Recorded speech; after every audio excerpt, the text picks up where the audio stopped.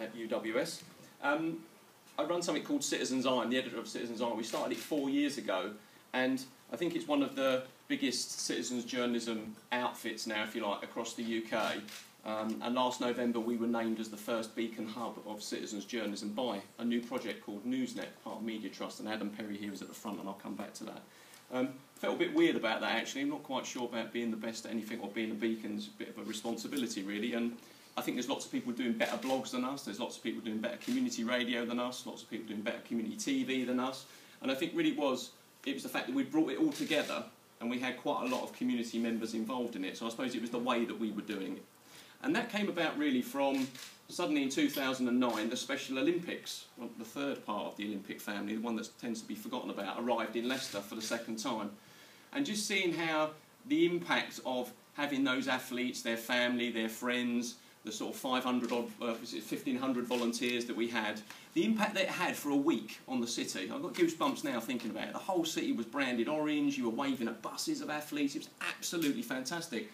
And we sat down with some of our volunteers and said, well, what are we going to do when the Olympics comes to London? Someone in a suit and tie has won the games in my name, how am I going to choose to participate?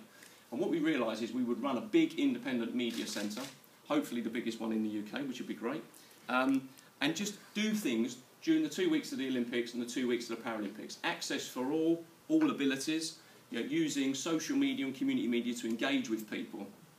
And then what happened, it was like, actually, why are we only doing it for the Games and the Olympic Games? Let's look at what the values are, the 7 values, and they're in fact community cohesion. So what we've done is we launched our 2012 project, Community Media Centre 2012, back in January, on the 17th of January, when in 2005 Sebastian Coe challenged all of the regions to stand up and support the London Olympic bid. So we're doing something every month, we're doing a value every month, we're doing a large event, we're doing small events, we're encouraging people to get involved. And we try and do everything that's 2012 related. We've got 20 events over 12 months. We're raising £2,012 for charity.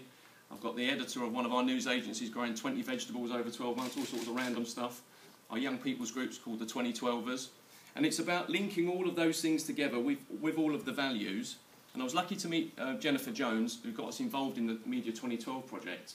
And I think a lot of people involved in that suddenly realised that they were focusing only maybe around the Games time, and that you can actually reach out and do lots of other stuff. So it's great to be here representing the East Midlands.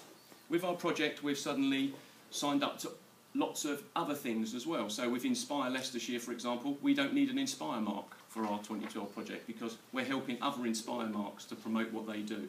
Yeah? I don't need the Olympic rings or the Paralympic rings.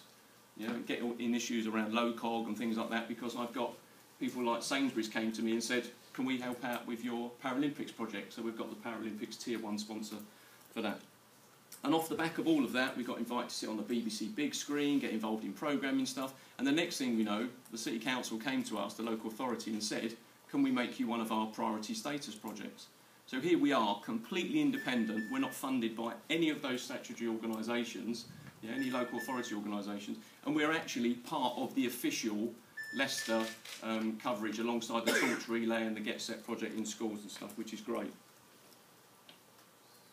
Coming up here is reinforce something that we've known for a long time, is that we are as far away from London 2012 in Leicester as you guys are. Okay?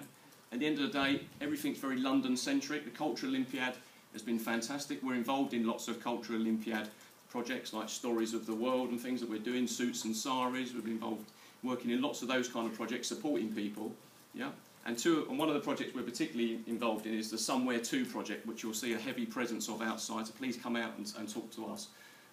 We're the East Midlands regional coordinators as well, and we've been joined by Rebecca, who's one of the Scotland coordinators as well, about how you could use that project for 16 to 25-year-olds to unlock space for free to help you as an intern or a citizens reporter by covering the relay during the actual period of time. Okay, so come at it from that point of view. The great thing about having Adam here from Newsnet is it's a great online resource that you can register for free and access lots of information. I've already been talking to Callum at the back there, who's involved in a radio station that's looking to go for a 5-year licence, about using those resources. So between resources and training with Newsnet and maybe free space from Somewhere To, you've got an opportunity to link those things together. We were at the Cat Strand yesterday, in New Galloway. And looking at that venue and stuff like that, and what you realise, is that's what it's about. London 2012 is going to be dominated by sport through the mainstream media. But for us, it was looking at those values, excellence, friendship, courage, and things like that, and going out and finding those stories. And that, I think, that's what's really inspiring about becoming a citizens journalist. I know exactly what we are. We're a group of volunteers, and this is what we do. We're not the BBC, but we work with BBC Radio Leicester and BBC East Midlands and ITV Central. We're not the local newspaper, but we work with the Leicester Mercury, having a page in there. And to the point, unfortunately, they've had their funding cut for what we do, so we're launching our own newspaper this month and building it up to 2012. Everything is possible, and we're all about access for all and using social media. And it's not just about having a smartphone, it's about using a basic mobile phone to send text messages of information. It's about using digital cameras, the cheapest ones that you can possibly find. It's about using cheap flip cams and using resources that are available in things like that. And I've been inspired, I've been here for the last sort of 48 hours really, that lots of universities are just about buildings, where UWS with its various campuses out in communities, I think, is a great way of acting as a role model. So I'm really pleased to be here today, and I'd encourage you to find out about Somewhere Too for free space, and also about registering for Newsnet, and come out and find out about what we're about. Okay, thank you. Thanks very much, John.